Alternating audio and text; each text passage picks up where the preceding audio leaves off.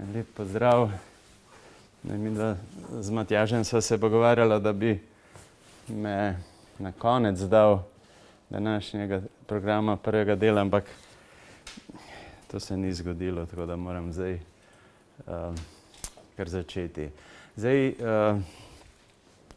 o temi, o kateri bom govoril, je zadnje čase več govora v slovenski javnosti, čeprav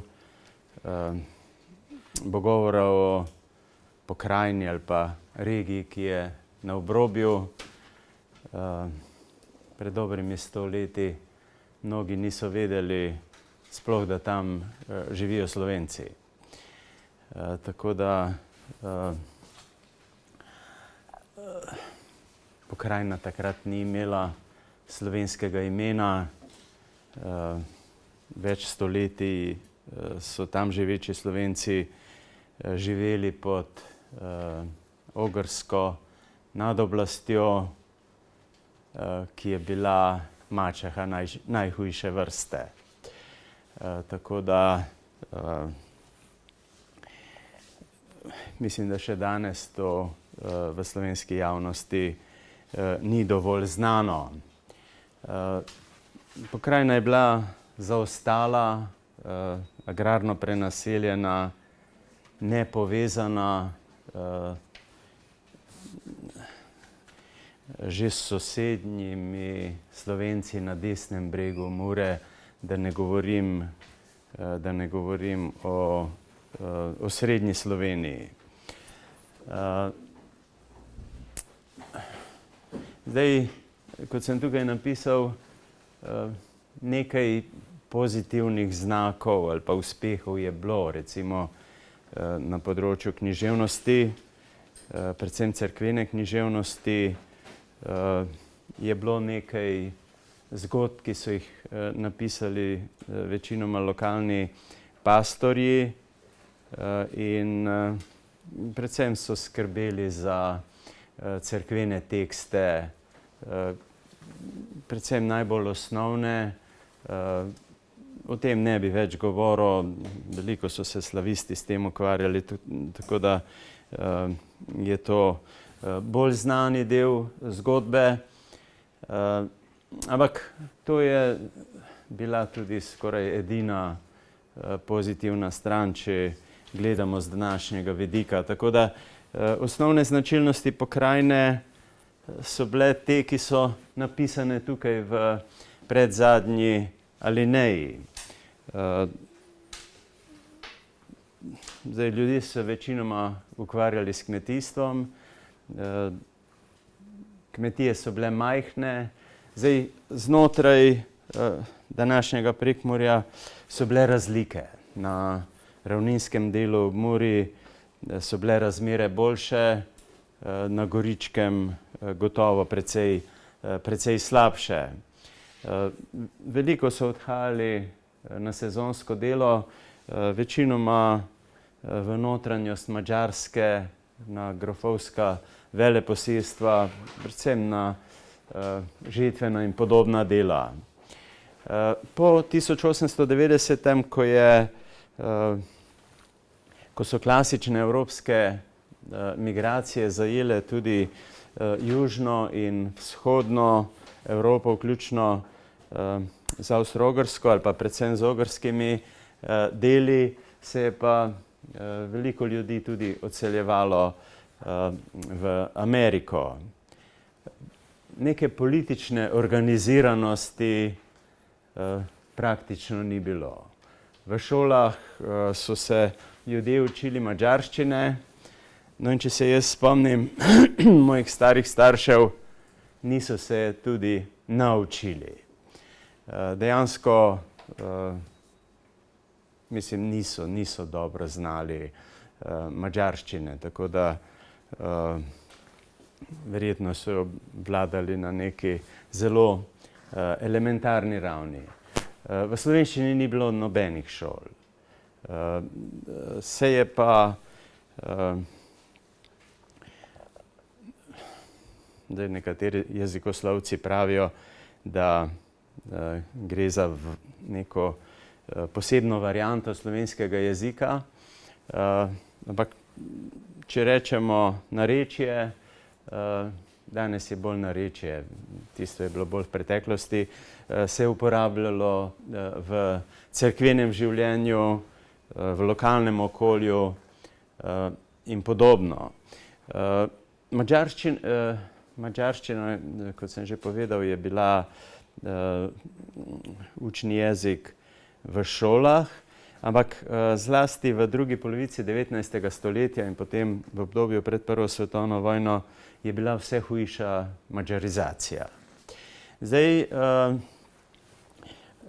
gospodarsko gledano, kot že rečeno, ljudje so živeli od kmetijstva, nobene industrije ni bilo pred Prvo svetovno vojno.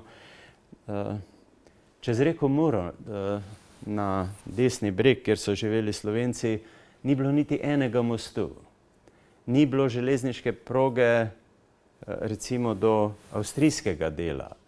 Čeprav so iz tega območja, kjer so živeli Slovenci, vodile 3 železniške povezave v notranjost Hrvaške.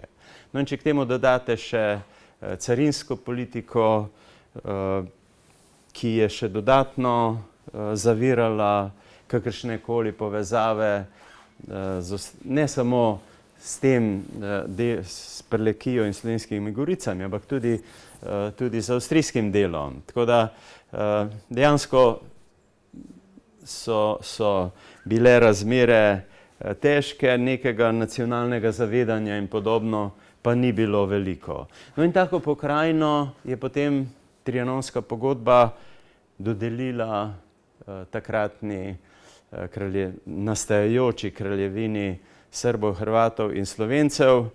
Zdaj, če se vprašamo, kaj bi bilo, če bi izvedli popis, zanesljivo ga ne bi dobili. Tako kot so Slovenci v veliki meri na Koroškem glasovali za Avstrijo. To je sicer posebna zgodba. Pri nas bi verjetno to glasovanje izpadlo še mnogo slabše. Zdaj, jaz o podrobnejših, tudi nekaterih političnih vidikih tega časa, predvsem pa tistega obdobja okrog razmejitve, nimam časa in nimam namena podrobneje obravnavati, ampak da še to povem. Eden od zgodovinarjev je pred kratkim rekel, da je SHS dobila ta del predvsem zaradi vpliva Francije na mirovni konferenci. In če z tega vidika gledate, potem vidite, da je Francija svoji zaveznici Srbiji dejansko zagotovila ta del. Res pa je, da je bilo variant veliko. Meja bi lahko bila na reki Dravi. Variant je bilo takrat ogromno, ne? Med drugim je bila dokaj realna možnost, da bi na spodnjem Štajerskem bil plebiscit in podobno. Tako da v resnici so bile takrat zelo kompleksne razmere. No, ampak ne glede na to, če potem pogledate, kaj je Trianonska pogodba prinesla, v resnici je prinesla dokaj korektno rešitev, o kateri so Slovenci ali pa bi Slovenci na Koroškem ali pa ob zahodni meji lahko sanjali. Tako da razmejitev je na koncu bila taka, da je 8 vasi bilo dodeljeno Avstriji, celo meja med Ogrsko in Avstrijo v monarhiji se je premaknila proti vzhodu. Mislim, da enih 9 vasi ostalo v porabju. Govorimo o slovenskih vaseh, ki so še danes na Madžarskem. medtem ko je ob vzhodnem delu naše sedanje državne meje določeno število vasi, vključno z Lendavo, pripadlo takrat SHS, tako da zdaj, ne da bi šteli ravno posamezno vas ali pa število prebivalstva, z tega vidika rešitev bila kar korektna. Poglejmo zdaj statistične podatke, demografske statistične podatke od prvega zanesljivega popisa v Avstro-Ogrski. Prvi je sicer bil 1857, ampak nekako so se takrat še statistiki učili to delati, zato sem navedel podatke od 1869. leta. Zdaj, če tule pogledate, kaj se je dogajalo, tule je sicer 150 let.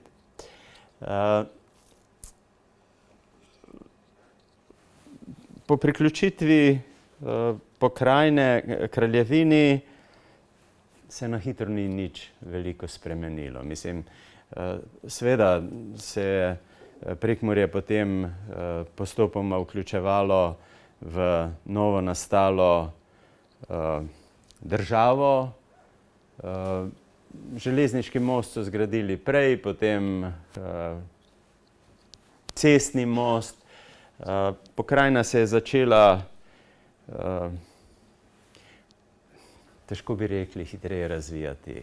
V 20. 30. letih so začeli nastajati zametki industrije, ampak osnovne značilnosti med obema vojnama se sploh niso spremenile. Agrarna prenaseljenost se je še povečala, dejansko je prebivalstvo naraščalo nekje do druge polovice 40. let. Zdaj, vmes sta posegli dve svetovni vojni, jaz nimam časa zdaj o tem govoriti, ampak zlasti prva svetovna vojna je zelo vplivala tudi na spolno strukturo. To se sicer tukaj malo zamegljeno kaže, ker nimamo dobrih podatkov. Popisi iz leta 21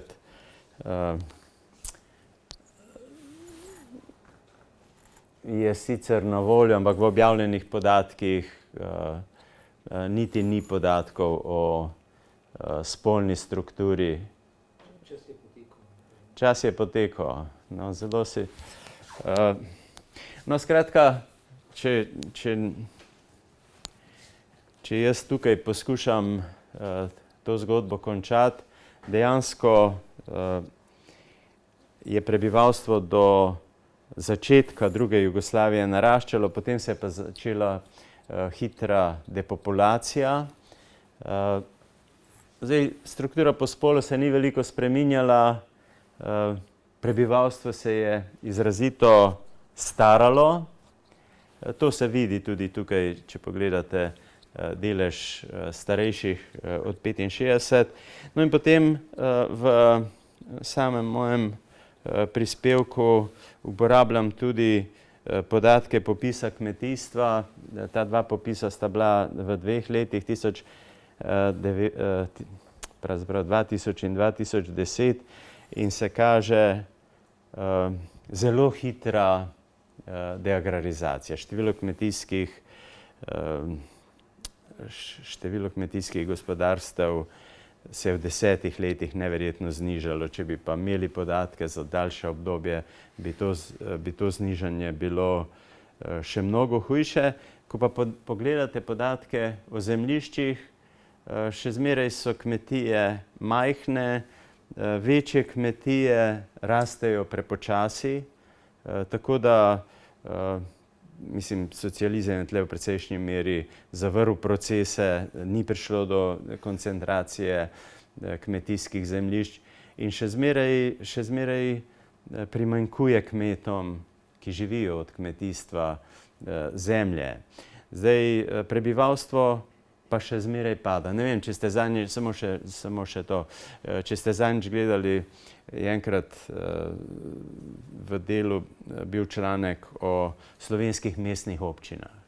Vse mestne občine v Sloveniji naraščajo, edino Murska Sobota pada. Ne? Tako da, če je bilo v največjem oziroma v času z največ prebivalstva nekaj čez 95 tisoč prebivalstva, je po sedanjih podatkih samo še 78 tisoč ljudi, ki živi v Prekmurju. Tako da ljudje se še zmeraj odseljujejo, vmes smo pa doživeli tranzicijo, ki je pokrajina tudi ni znala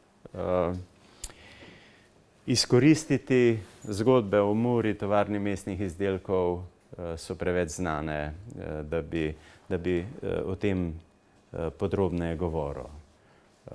Tako da nisem vedel, da bo tako strikten. Se opravičujem, da sem malo preveč časa porabil za ta bolj splošni del. Hvala lepa. Časa imamo za eno kratko vprašanje. Prosim. Eno kratko vprašanje. Ni kratkega vprašanja? Dolgo vprašanje? Mogoče eno vprašanje. Prosim. Zdaj je Slovenija razdeljena v dva dela, kar se tiče evropskih obravnav, sredstva, vzhodni del, zahodni del nekako. Ali se to kaj pozna? Veste kaj? Z eno anekdoto vam bom odgovoril. 18. ali 17. avgusta je bila v Beltincih velika proslava.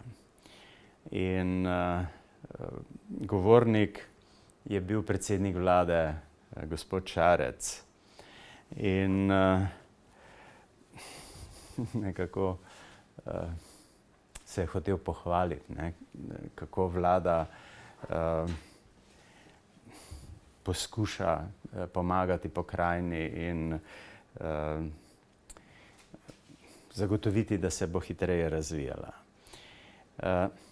No in potem so mu seveda njegovi sodelavci ali pa ljudje v kabinetu napisali govor in je s številkami v svojem govoru bil oborožen in potem je povedal, da od evropskih sredstev, mislim, da je šlo za evropska sredstva, pokrajina dobi 3% tega, kar Slovenija dobi.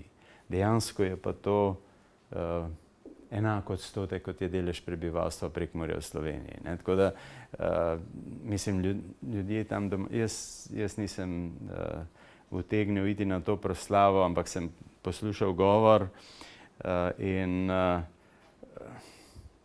dejansko je samo razjezil ljudi. Ne? Zdaj, kar se pa te razdelitve Slovenije na dva dela tiče, to je čisto zaradi evropske ureditve, ne? Ker naše občine so premajhne, regij nimamo, čeprav je ta delitev zelo nenavadna, ampak kljub vsemu, mogoče se bo v naslednji perspektivi ali pa v nekaj naslednjih, jaz upam, da bo Evropska unija preživela, to bolj poznalo, ne? Ker zahodna Slovenija ne izpolnjuje več kriterijev za večjo pomoč. Ne? Tako da do zdaj kaj veliko od tega ni bilo. Dobro, kmetje verjetno malo lažje preživijo, ne? Ker kljub vsemu dobivajo nekaj neposrednih teh sredstev iz evropske kmetijske politike. Ampak, mislim, tole, kar je predsednik vlade v Beltincih govoril, boljše je bilo, da bi bil tiho. Hvala lepa. Časa, če zdaj v referatu imamo 10 minut, pa 5 minut za vprašanja. Če bodo vsi govorci prišli, žal ne vemo, ker je malce zamude, ampak naslednji govornik je pa nesporno profesor dr. Jože Sam in verjetno bo predstavil dva referata. Tako. Pa mikrofon predaja. Ja, se vam vjerujem.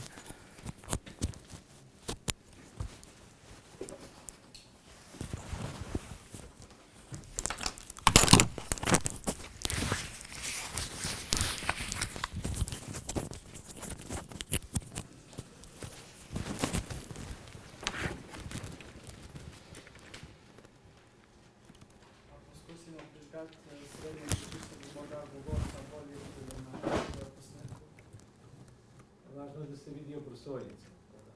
Da se vidi v redu. Prosojnice se vidi, govorec je pa zapomnjen. Po želji.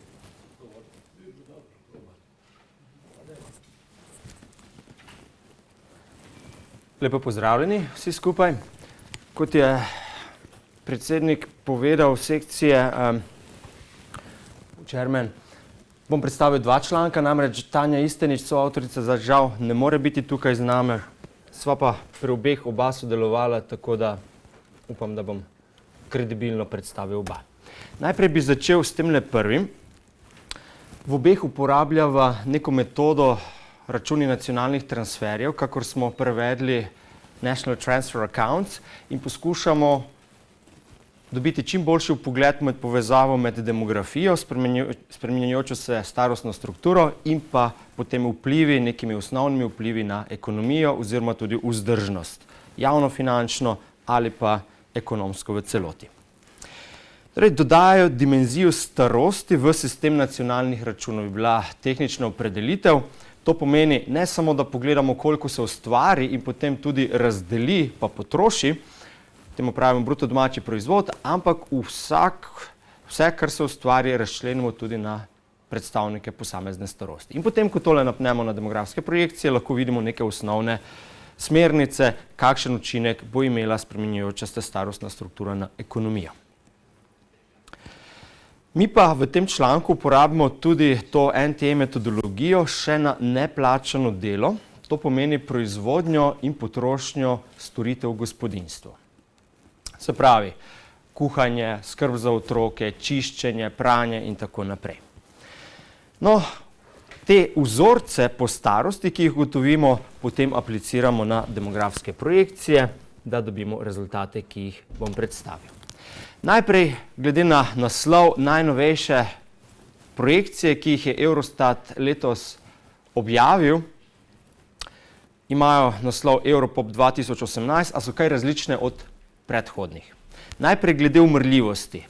Zelo podobne predpostavke, za ženske se pravzaprav ne vidi, tisto iz prejšnje vaje, izpred 3 let, za moške pa sedaj nekoliko nižje vrednosti, izhajajoč iz nekoliko nižjih vrednosti, dejanskih vrednosti v začetku. Ampak sicer in gibanje in raven zelo podobne kot prejšnjih. Glede rodnosti. Sedaj predpostavljajo, da bo nekoliko hitrejši skok v začetku, ker je tudi nekako pričakovanju prek tiste zgodbe tempo adjusted fertility, ko se ustavlja odlaganje rojstev v višjo starost žensk, pa potem nekoliko počasnejše naraščanje pozneje.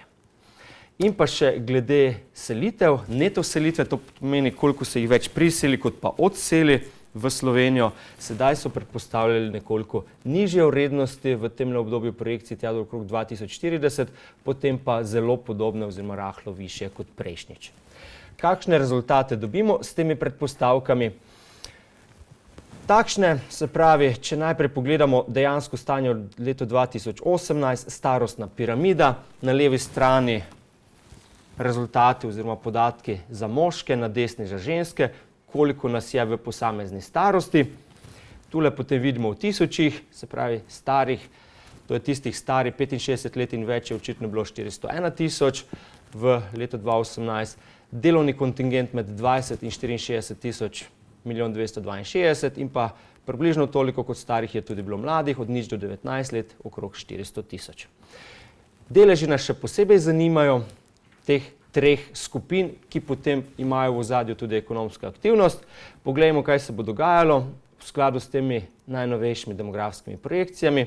Gremo za 10 let naprej, tale delež starih se zelo hitro povečuje, že kar naokrog, če zaokrožim na cele številke, 25% že v prihodnjih 10 letih. Ustrezno padec delovnega kontingenta, medtem ko delež mladih ostaja približno nespremenjen. Skočimo še za, hotel sem 10 let naprej, tule smo že na 28%, in pa če grem do leta 2060, do kjer se ponavadi gleda, ker bo tamle demografski pritisk najmočnejši do takrat, potem se bo pa približno ustalil, 31,5% starih 65 let in več. V prejšnjih projekcijah je to bilo 30,3. Torej za dobro odstotno točko višji rezultat, predvsem te skupine, ki nas najbolj zanima, stari 65 let in več, in pa približno polovica, slaba polovica zdaj v teh najnovejših projekcijah starih 20 do 64 let, torej delovni kontingent. Kaj zdaj narediva Stanjo v temle konkretnem članku? Pogledava, kakšno bo gibanje koeficienta starostne odvisnosti, kakor statistični urad imenuje tole razmerje med na eni strani odvisnimi, to pomeni od 0 do 19 in pa 65 let in več stari. Demografsko se ti smatrajo, kot da so ekonomsko odvisni, ulomljeno tisti, ki pa so ekonomsko neodvisni oziroma tisti, ki financirajo, to pa so tisti vmes, stari od 20 do 64 let. To je ta konvencionalni demografski kazalnik. Vidimo določeno naraščanje, če se osredotočimo na Slovenijo, oziroma precej močno naraščanje iz tam okrog 64% na, mislim odstotkov, za razmerje gre na 100 tistih starosti 20 do 64 let, jih pride 64 tistih starih 0 do 19 in pa 65 in več. Zelo močno povečanje v primerjavi tudi z drugimi državami in potem ustalitev že proti koncu teh projekcij.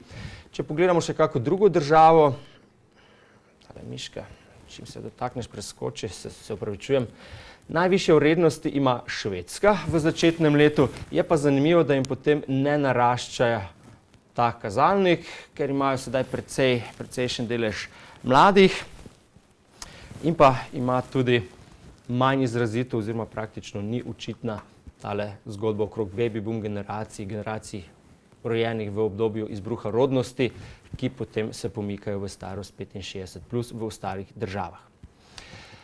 Kakor še povprečje EU 28, torej v začetku smo pod povprečjem, potem smo bistveno nad povprečjem EU 28, pa mogoče še Avstrijo, kjer jo bom pozneje uporabil v rezultatih, kakšna je zgodba tam, zaenkrat celo nekoliko nižje vrednosti, potem pa predvsem nižje vrednosti tekom obdobja projekcij.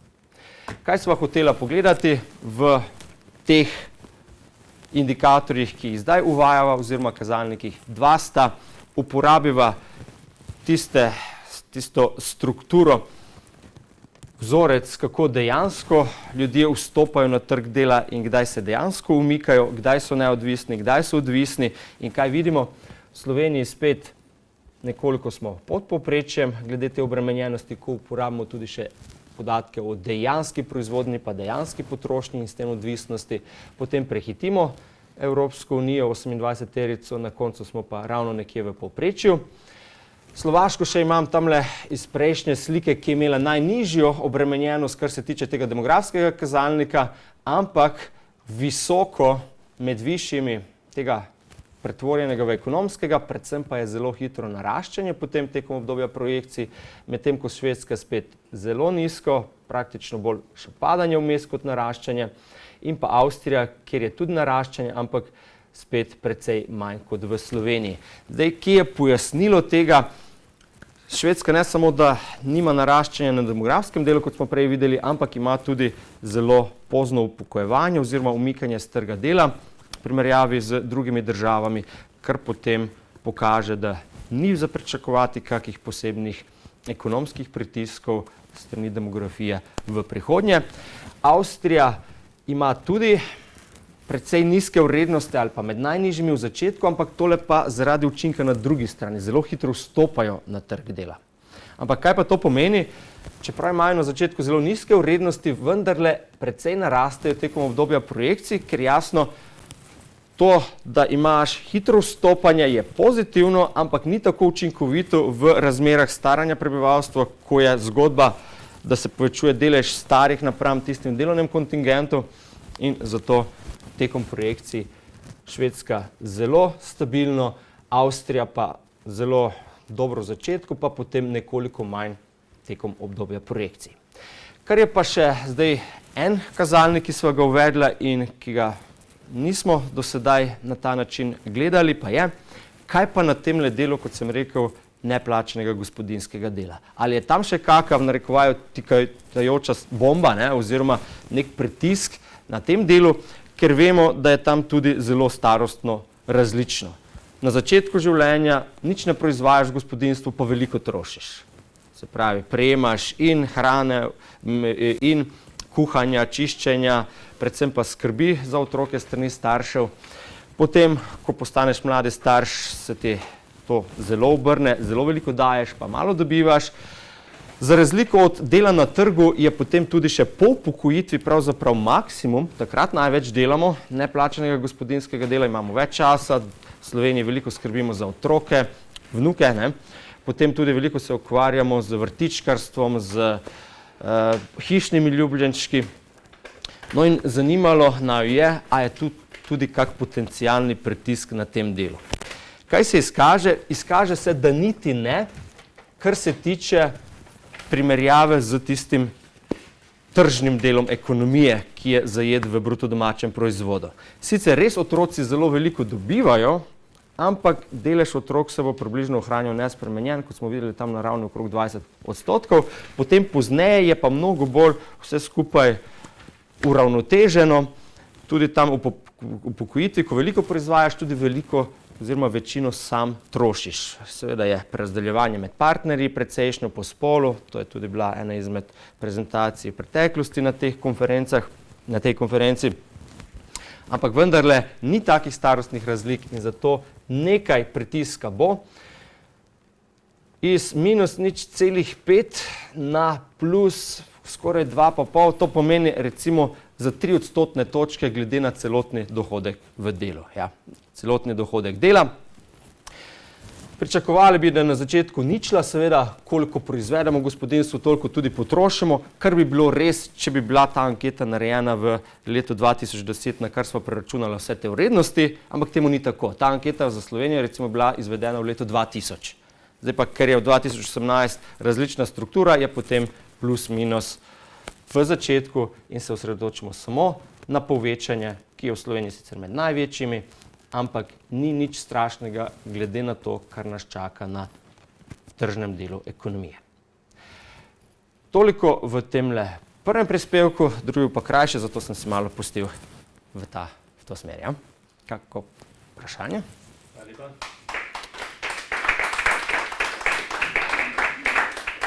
Načeloma imamo kakšne 2 minuti za vprašanje.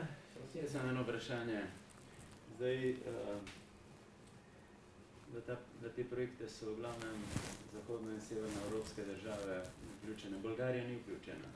Tule imamo rezultate tudi za Bolgarijo. Imamo za 25 držav zdaj, ni pa tako zelo ven štrlela, zato je nisem v tole prezentacijo noter dajal, nisem pa tudi hotel vseh 25 nanizati, ker bi bili tako nepregledni špageti. Zaradi tega, ker je v manj kot 40 letih izgubila 2 milijona ljudi.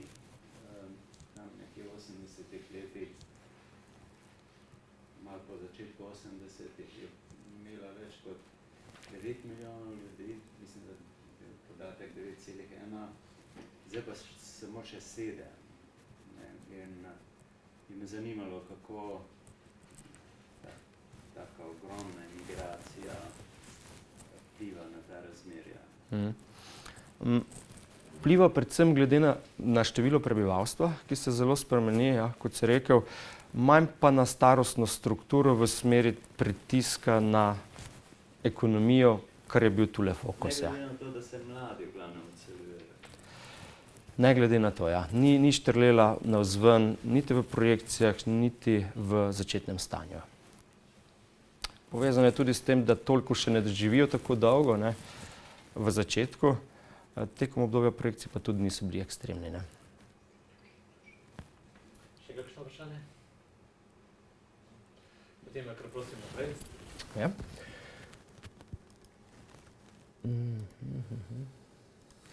Drugi članek pa greva malo natančneje pogledati, in sicer ne samo koliko se ustvarja pa troši, ampak tudi na kak način se financira potem ta primanjkljaj in posledično kako potekajo tile transferji med starostnimi skupinami oziroma med generacijami. Del obdobja ekonomske odvisnosti, kot sem že prej omenjal, ko smo mladi in pa potem, ko smo stari, kakor demografija opredeli tiste stare 65 let in več, spet uporaba tele metode, kjer razčlenimo vse dohodke in pa vse potrošnjo po starosti, pa pogledamo, a se z ekonomskim razvojem podaljšuje obdobje ekonomske odvisnosti ali neodvisnosti in pa kakšen je vpliv javnih pa zasebnih transferjev pri financiranju tega primanjkljaja. A so bile kakšne spremembe. Podatke, ki jih imamo na voljo, ki so jih izračunala tekom enega mednarodnega projekta, je od 1993 do 2012. Pravzaprav imamo tudi rezultate od leta 1983 naprej, torej še za dodatnih 10 let nazaj, ampak tam se ni dalo vse razčleniti na javne, privatne transfere in tako naprej. Tako da veva neko splošno zgodbo, nisva pa mogla uporabiti tistih 10 let za tole analizo. Prej smo gledali samo razliko, oziroma v ozadju tistih rezultatov je bila razlika med potrošnjo in pa dohodkom iz dela, temu mi pravimo primanjkljaj življenjskega cikla. Zdaj pa pogledamo to razliko še razčlenjeno. Najprej na transferje in pa potem še prerazdeljevanje iz naslova sredstev. Zdaj, kaj je prerazdeljevanje iz naslova sredstev? Recimo najprej varčuješ in potem privarčevano trošiš v višjih starostnih razredih. Ali kar trošiš iz naslova sredstev, brez da bi prej varčeval. Kako je pa to možno? Ja, ali vzameš kredit, to je ena možnost, druga pa je, da od svojih staršev, starih staršev, kaj podeduješ, tisto prodaš in potem to uporabiš za financiranje svoje potrošnje, brez da bi prej si navarčeval. Neto transferji pa razčlenimo potem še na javne transferje pa privatne transferje. Javne transferje so na primer javno financiranje šolstvo, zdravstvo, dolgotrajna oskrba, pokojnine potem v višjih starostnih razredih so ključne. Privatni transferji so pa na primer, oziroma predvsem transferji strani staršev k svojim otrokom. Financiranje hrane, obleke, vrtcev in tako naprej. Kot že prej povedano, NTA, National Transfer Accounts, uvajajo dimenzijo starosti v sistem nacionalnih računov, v ozadju je pa ogromno raznih virov, od ankete o porabi v gospodinjstvih, administrativni viri, nacionalni računi in tako naprej. Kaj sva ugotovila za obdobje od leta 1993 do 2012? Dohodek iz dela se je pomaknil v desno, kar je pričakovano, dlje časa ostajamo v izobraževanju, ker se predvsem v terciarnem izobraževanju so se stopnje bistveno povišale, hkrati pa se pozneje tudi upokujemo. Zaradi pokojninskih reform, ker pozneje naberemo pokojninsko dobo, ampak če pogledamo še potrošnjo, ki se nekako pomika navzgor tekom obdobja projekcij, sečišče, kdaj postanemo neodvisni ekonomsko in pa potem sečišče, kdaj ponovno postanemo odvisni ekonomsko, ta razpon se ni kaj dosti spremenil oziroma se je celo za eno leto skrajšal. Iz 33 let se je skrajšal na 32 let. V obdobju od leta 1983 do 2012, če bi še tistih 10 let, ki jih pa ne moramo razčleniti, se je pa celo zmanjšal za 5 let. Iz 37 let na 32 let. Zdaj tole pogledava potem bolj podrobno, na kak način se financira. Skozi tiste 3 kanale. Tule z rdečo imamo zasebne transferje, smo rekli, predvsem starši financirajo potrošnjo svojih otrok, ne pa kaj dosti potrošnjo svojih staršev v višjih starostnih razredih, to je zgodba v manj razvitih državah, v razvitih pa niti ne. vsaj v Sloveniji vsekakor ne. Javni transferi pa potekajo v obe smeri. Pravzaprav bolj potekajo v smer proti starim, kot pa v smer proti otrokom. Kaj se je spremenilo do leta 2012, potem v grafikonih tudi po posameznih letih pokaževa. Predvsem se je zmanjšalo delež financiranja strani privatnih transferjev v korist javnih transferjev in pa tudi tule nekoliko se je povečal delež financiranja strani tehle sredstev, iz naslova sredstev asset-based relocation, kot temu rečemo v angleščini. Poglejmo bolj podrobno. Najprej za mlade, to so stari od 0 do 19 let. V začetku je bilo približno 2/3 iz zasebnih transferjev, pa 1/3 iz javnih transferjev.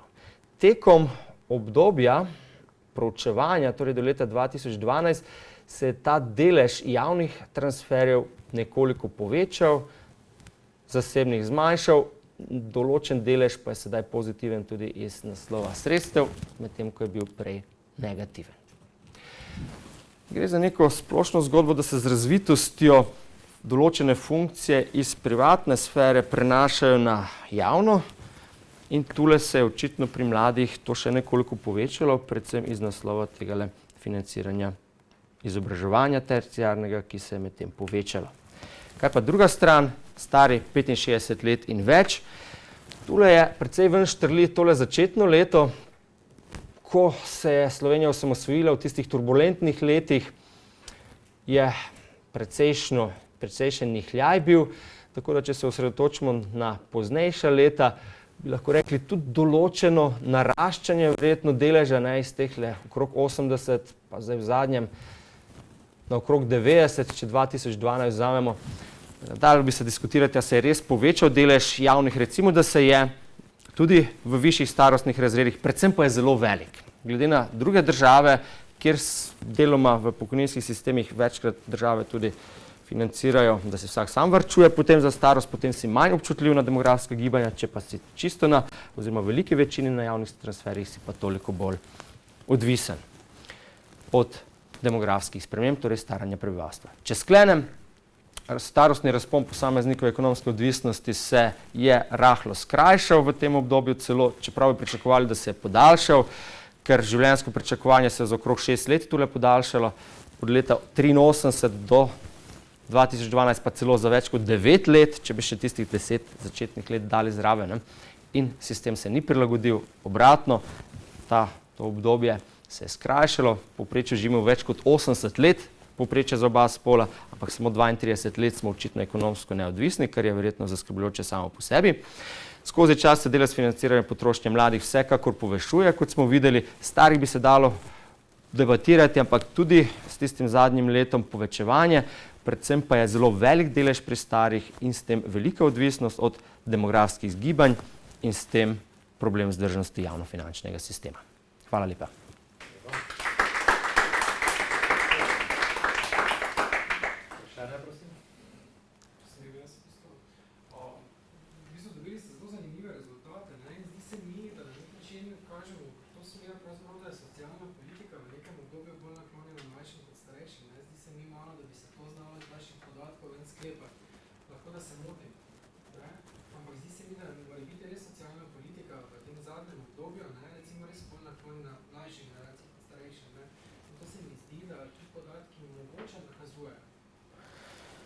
Ja, zdaj, če razčlenimo potem na prebivalca in pa ko množimo z prebivalstvom, po razdelitvi prebivalstva, sta oba vpliva združena notri in pri mladih je predvsem bilo skozi tega, da se jih več vključuje v tole izobraževanje.